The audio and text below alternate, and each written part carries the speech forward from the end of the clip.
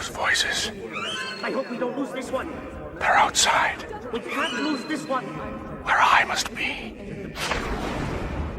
This cannot be my destiny.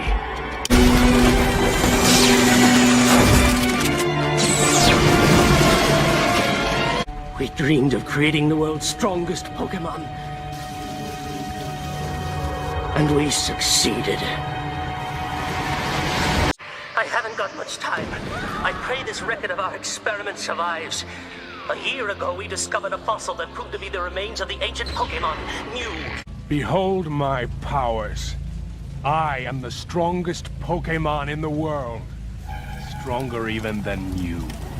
These pictures will be shown here now in today's video. When we get to the end of the pictures, I'm not going to show them all because we're actually reading on. But we've seen this. We've seen Togepi and Pikachu. We've seen Dragonair. We've seen Mewtwo. I'll tell you what, I will do my very best to add in these little clips for those who want to see them. Hopefully I'll be able to do it now. For what reason do I live?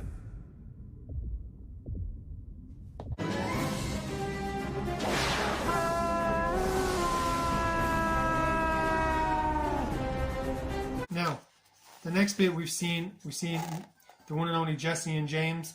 The waves may be against us. Yeah, who cares? Yeah, who cares? Just grab the wheel we hail from the turning waves of Cinnabar Strait. Sit down! Gyarados, that's the bit in the water.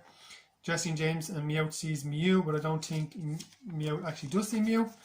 And then this is where we were talking about just a few minutes ago, where they go to Mewtwo's castle that is on the island to meet this beautiful Nurse Joy, I think it is, which Brock loves because she's a beautiful lady.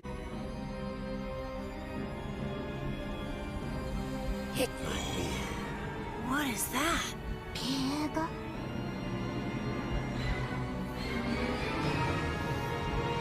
Mewtwo uses his power to throw this poor guy over. We can actually read, look, Mewtwo shows off its psychic power to the Pokemon trainer.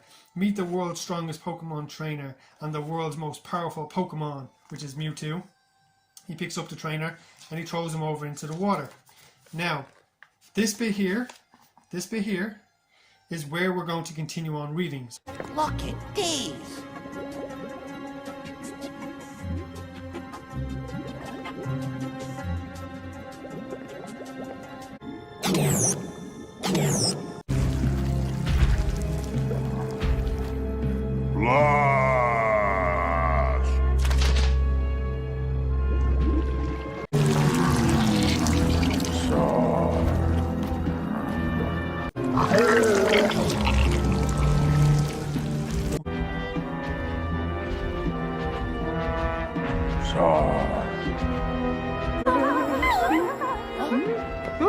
Woohoo!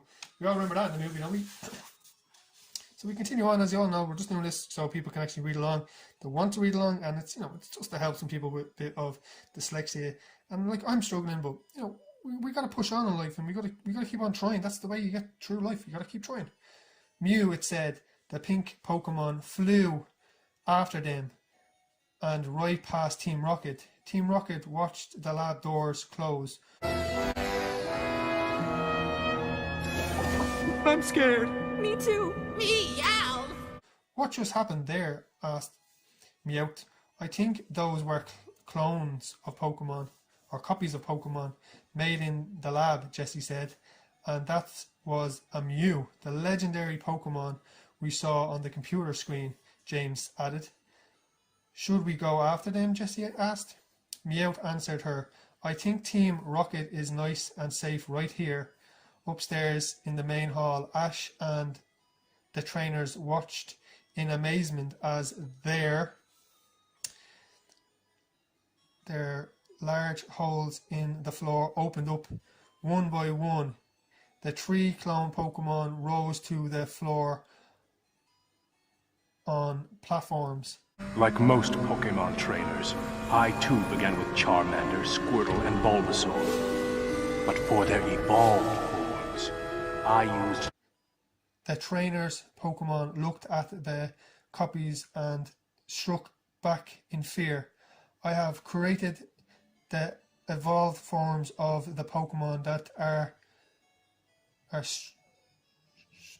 stroked by any would-be Pokemon trainer. Mewtwo explained. Blastoise is the evolved from Squirtle. Venusaur is the evolved from Bulbasaur, and Charizard is the evolved from Charmander. I've got a Venusaur too, Corey said. Its name is... what's that? Brute Root? I'll tell you what, I'll add in a few clips so we can actually get to the names of what these people are, just to make it a little bit easier for people to actually know what this word is. It's like Brute Root. I don't know what that is. With a grant, Brute Root stepped up to Corey's side. Right, Brute Root! And don't forget my Blastoise. Shell Shocker, Nessie said. Shell Shocker stood up next to Nessie. Its water gun's ready to go. We'll blow away that Blastoise, won't we, Shell Shocker?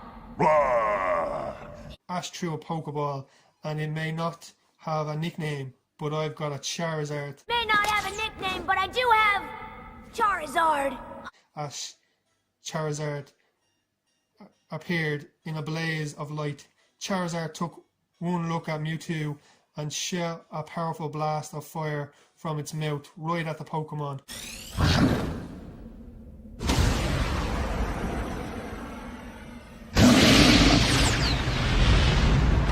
Mewtwo didn't move. The flames surrounded Mewtwo, then instantly turned to ice. The icicles clattered harmlessly to the floor. Char, said Charizard with frustration.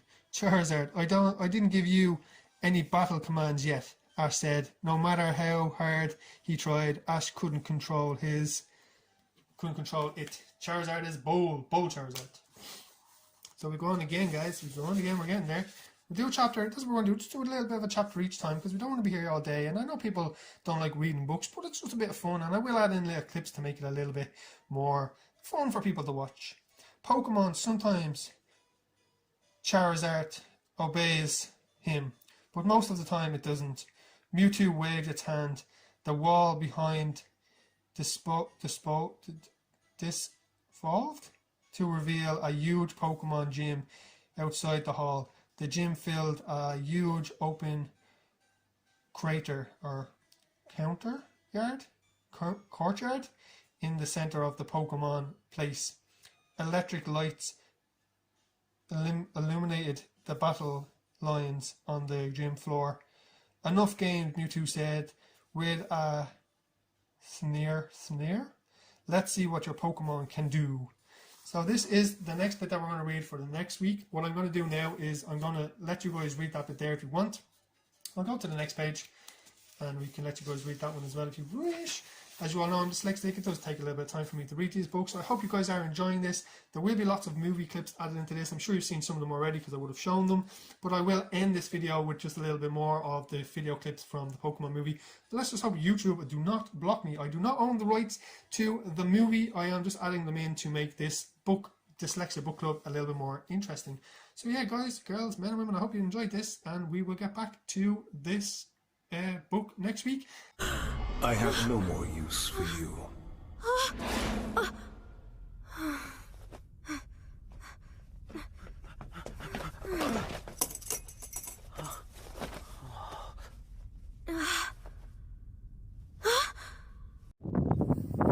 Woke up this morning, 3 little birds outside my doorstep, singing sweet songs, a melody pure and true, singing, this is my message to you. Singing, don't worry about a thing, 'cause every little thing is gonna be alright. Literally, this is the edge of Ireland. That's the ocean front, and I'm on the big ass cliff. As you can see, that's the cliffs over there. You can see the clouds in the cliffs. I'm up pretty damn high. And over over there is a little island, and that is where I'm going. Over to that island over there. Yeah. This is Ireland.